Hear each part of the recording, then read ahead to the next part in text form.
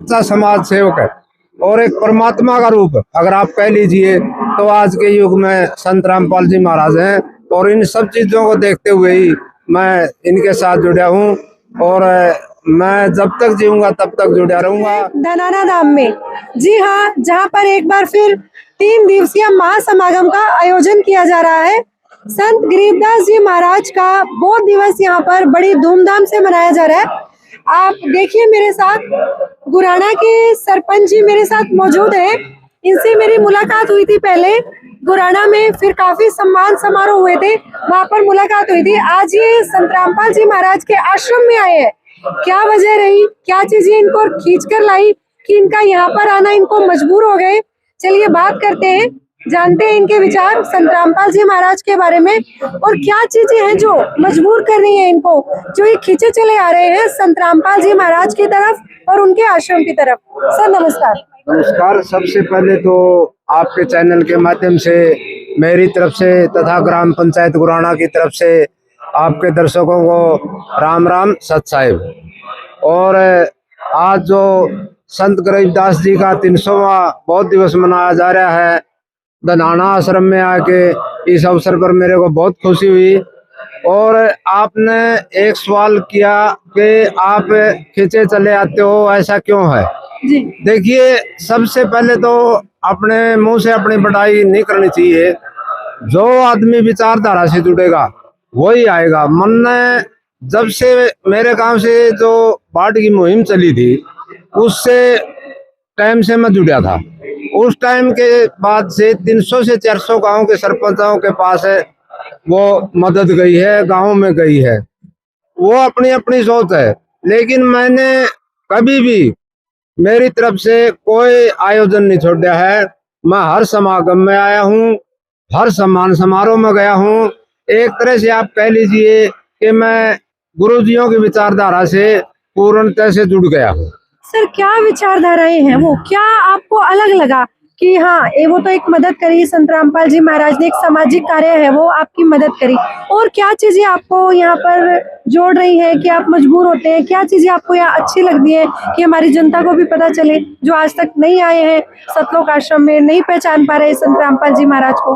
देखिए, गुरुजियों के जो 13 सतलोक आश्रम है लगभग, उन सभी में समागम होते हैं। मैं भिवानी आश्रम में भी गया हूँ और धनाना आश्रम में भी आया हूँ। तो मेरे को जो चीज देखने को मिली खास करके, वो सबसे बड़ी चीज तो ये देखी है कि जो गुरुजियां के अनुयायी है उनकी सेवा भावना से मैं बहुत प्रसन्न हुआ। दूसरी बात, साफ सफाई, किचन में सफाई, ये बहुत से दंत कथा चलती आ रही है। कोई कुछ भी कह दो, अपना मुंह अपनी बात है। बहुत से न्यू कहते हैं ओढ़ता है यू, ओढ़ता यू है।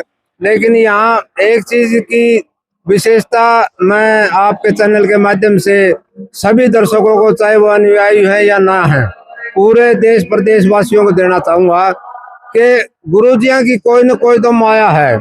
लगभग 70 एकड़ का आश्रम है, लेकिन आपको इसमें कहीं मच्छर या मक्खी तक नहीं दिखाई देगी। दूसरी बात, आप पूरा आश्रम में नंगे पैर घूमो, आपका पैरों की मिट्टी तक नहीं लगेगी। तो ये भी तो कोई न कोई गुरुजियां की माया है, गुरुजियां की कृपा दृष्टि है।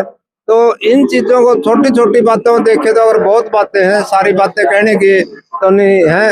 और गुरुजियां की विचारधारा मुनिंद्र धर्मा ट्रस्ट के तहत सबको रोटी, कपड़ा और मकान, सबको मुफ्त चिकित्सा, मुफ्त शिक्षा।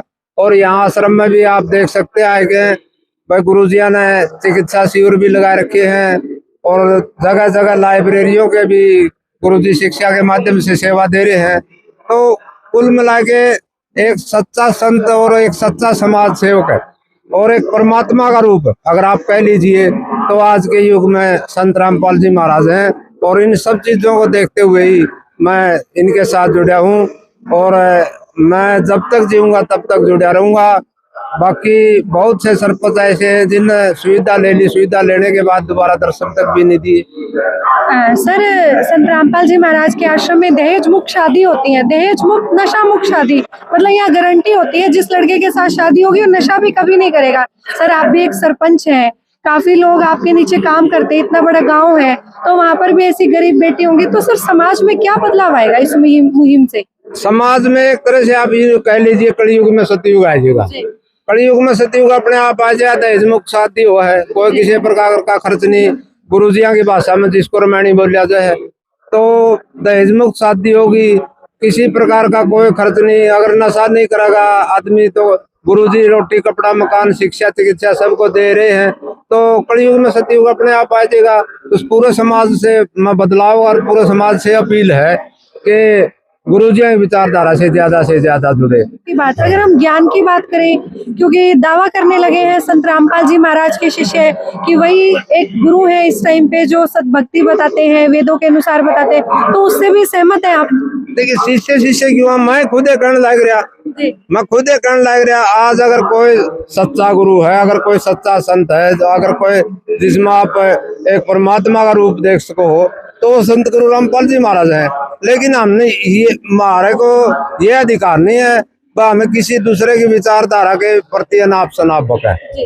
हमारा फर्ज इतना ही है, देखो भाई आप गलत रास्ते पर खड़े हो और अच्छा रास्ता यूं है, अगर उसमें मानना तो ठीक है, ना मानना तो उसकी मर्जी।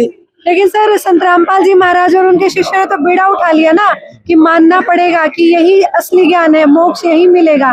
तो इस बारे में सर आपकी क्या विचारधारा, आप क्या सोच रहे हैं? मेरी विचारधारा ये है, वह गुरुजियां की विचारधारा है, उस विचारधारा को आप ज्यादा से ज्यादा लोगों तक पहुंचाओ, लोग अपने आप जुड़ेंगे।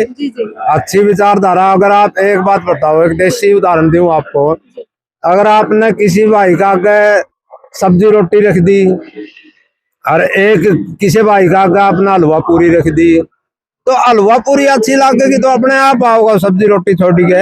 रामपाल जी महाराज का ज्ञान हलवा पूरी है। संत रामपाल जी का ज्ञान हलवा पूरी है, तो हलवा पूरी अगर किसी ने मिलेगी तो सब्जी रोटी क्यों खाओगा? तो कुल मिला के अपनी अच्छी विचारधारा है, जो उसके साथ ज्यादा से ज्यादा लोगों को जोड़ो और लोगों को भी जुड़ना चाहिए। मतलब अब देशवासियों से प्रदेशवासियों ये अपील करूंगा कि ज्यादा से ज्यादा जुड़ना चाहिए। मन्ना तो सारे आयोजन देखे हैं, सारे समागम देखे हैं, सारे सम्मान समारोह देखे हैं। पिछले लगभग मैं तो निकंदा मैं तो जन्मजात जुड़ रहा हूँ, 6-7 महीने से जुड़ रहा हूँ। मन्ना कोई भी कमी दिखाई नहीं दी आज तक, गुरुजियां के शिष्य में कमी दिखाई दी नहीं। गुरुजियां की जो विचारधारा है, गुरुजियां की जो किताब है, उनमें कोई कमी दिखाई नहीं दी।